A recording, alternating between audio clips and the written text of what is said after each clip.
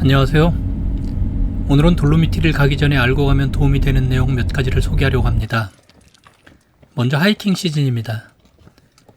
돌로미티를 찾는 우리나라 여행자들의 가장 큰 목적이 하이킹이나 알타비아 넘버 1, 2를 걷는 것일 겁니다. 그런데 돌로미티의 하이킹 시즌은 생각보다 늦게 시작되니 이 점을 유의하셔야 합니다. 보통 6월 초면 이탈리아는 물론 유럽 전역에 관광객이 많이 몰리는 시기입니다. 하지만 돌로미티의 6월 초는 아직은 본격적인 시즌이 시작되기 전입니다. 우리나라 사람들이 가장 좋아하는 트레치메로 가는 길이 보통 6월 초에서 중순쯤에 열리는데 겨울에 내린 눈이 얼마나 녹았냐에 따라서 6월 초에는 길이 오픈하지 않을 때도 있습니다. 다른 트레일 코스도 6월 초면 아직도 눈이 많이 쌓여 있는 곳이 있어서 걷기가 쉽지 않은 곳도 있습니다. 안전하게 하이킹하려면 6월 중순 이후부터 돌로미티 여행을 준비하는 것이 좋습니다. 돌로미티의 본격적인 하이킹 시즌은 6월 20일경에 시작되어 9월 말까지라고 보시면 됩니다. 이 기간이 1년 중 야외 활동하기에 가장 적당한 기온입니다.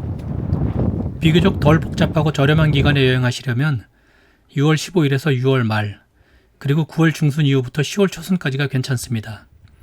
이 기간에는 날씨도 괜찮고 숙소를 구하기도 상대적으로 수월합니다. 두 번째는 레스토랑을 예약하라는 곳입니다. 대부분의 여행자가 낮에는 하이킹을 하거나 리프트를 타고 주변을 돌아보다가 저녁 무렵에는 숙소가 있는 도시로 돌아옵니다. 이때 여행자가 한꺼번에 몰리다 보니 미리 예약하지 않으면 식사할 곳을 찾기가 매우 어렵습니다. 특히 코르티나 담페초와 오르티세이 등 여행자가 많이 찾는 지역은 레스토랑 수에 비해 관광객이 워낙 많아서 예약하지 않으면 한두 시간은 넘게 기다려야 하는 일이 흔합니다. 그 밖에 작은 도시들도 예약 없이는 바로 식사하기가 쉽지 않으니 그 점을 잘 유의해야 합니다. 비수기에는 여행자가 줄지만 상대적으로 레스토랑도 문을 닫는 곳이 많아서 역시 예약하지 않으면 식사하기가 만만치 않습니다. 세 번째는 지명입니다. 돌로미티의 주요 도시와 산의 이름이 모두 두세 개라 헷갈리기가 쉽습니다. 돌로미티 대부분 지역이 제1차 세계대전 전까지 오스트리아 영토였습니다. 제1차 세계대전이 끝난 후 이탈리아로 귀속되었으나 지금까지 언어적으로나 문화적으로 이탈리아보다는 오스트리아 색채가 강합니다. 그래서 도시나 산의 지명에 독일어와 이탈리아 별도 이름이 있습니다. 돌로미티는 이탈리아와 독일어 그리고 현지 토착어인 라딘어까지 세 개의 언어가 공식 언어로 지정되어 있어서 세 개의 이름을 함께 적는 곳도 있습니다. 이 점을 미리 알고 가지 않으면 지명으로 인해 혼동을 일으킬 수도 있습니다. 예를 들어 볼차노는 독일어로는 보첸이라고 표시합니다. 버스 시간표나 길을 물을 때 또는 티켓을 구매할 때 두 개의 이름이 모두 나와 있지만 실수하지 않도록 사전에 가려는 목적지의 이름을 잘 확인하는 것이 좋습니다. 네 번째는 방수 재킷이나 따뜻한 옷은 필수로 준비해야 합니다. 여름철에 여행하더라도 방수 재킷이나 따뜻한 옷은 필수로 준비해야 합니다. 여름에는 대체로 날씨가 맑고 화창해서 반바지나 티셔츠 차림으로 하이킹하는 사람들도 많습니다. 하지만 돌로미티는 간혹 하루에 4계절의 날씨가 나타나기도 합니다. 갑자기 폭우가 내리거나 날씨가 흐려지면 기온이 급격히 떨어지는 경우가 있으니 보온이 되는 옷을 준비해 가는 것이 좋습니다. 특히 알타비아 트레일을 걸을 사람들은 숙소에서 출발할 때 날씨가 덥더라도 배낭에 따뜻하고 방수가 되는 옷을 필수로 준비하는 것이 좋습니다. 다섯 번째는 무료 교통편을 잘 활용하라는 점입니다. 돌로미티를 돌아보는데 렌터카만큼 좋은 교통수단은 없습니다. 차량이 있으면 돌로미티를 구석구석 원하는 대로 돌아볼 수 있습니다. 개인적으로는 렌터카를 이용해서 돌로미티를 돌아보는 것을 추천하지만 렌터카가 없어도 돌로미티를 돌아볼 수 있습니다. 여름철인 6월 말에서 9월 초에는 수십 개의 버스 노선이 돌로미티의 주요 마을과 하이킹 코스를 연결하므로 대중교통만을 이용해도 돌로미티의 주요 여행지와 트레일 코스를 돌아보는 데 큰 무리가 없습니다. 이 버스를 무료로 탈 수 있는 방법이 있습니다. 돌로미티 서부의 발가르데냐와 남티로르의 호텔들은 지역 관광협회와 제휴를 맺고 그 지역의 버스와 기차를 무료로 이용할 수 있는 게스트 카드를 제공해줍니다. 모든 숙소가 다 제공하는 것은 아니지만 약 1,000개의 호텔이 제휴되어 있어서 어지간한 호텔이면 다 제공한다고 보면 됩니다. 이 카드를 이용하면 돌로미티 서부 지역의 버스와 기차를 무료로 이용할 수 있고 도비아코 등 일부 동부 지역의 버스도 이용할 수 있습니다. 버스에 M자 로고가 붙어 있는 버스는 다 무료로 탈 수 있다고 보면 됩니다. 코르티나 담페초 지역은 게스트 카드를 제공하지 않아서 그 지역의 교통카드를 별도로 구매해야 합니다. 렌터카가 없이 여행하는 사람들은 이 게스트 카드를 잘 이용하면 교통비를 많이 절감할 수 있습니다.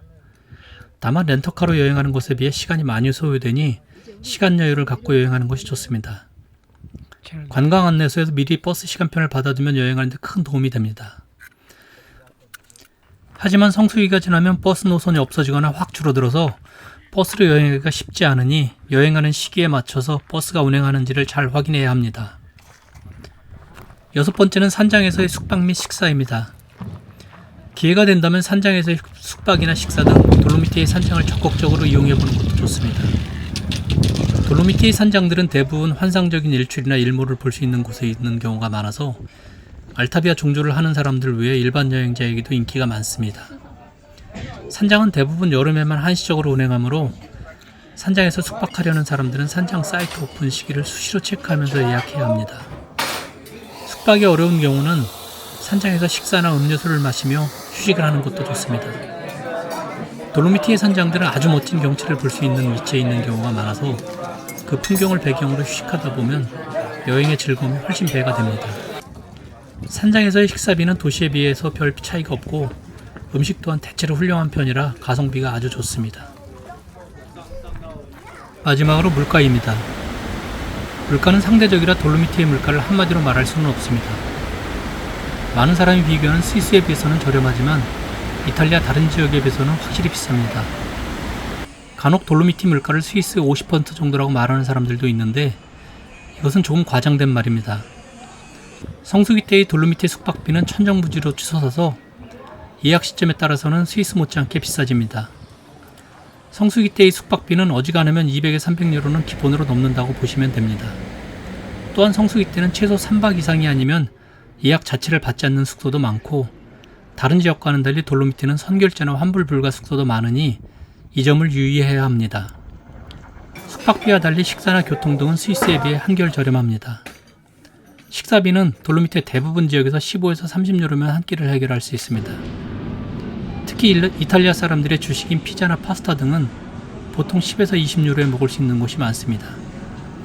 고급 레스토랑을 이용하면 한 끼에 50유로가 넘는 곳도 많지만 보통 15에서 30유로의 식사를 해결할 수 있다고 보시면 됩니다.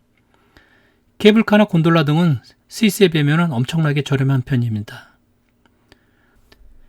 돌로미티 여행을 계획하시는 분들이 있다면 즐거운 여행이 되길 바라며 다음 영상에서 찾아뵙겠습니다.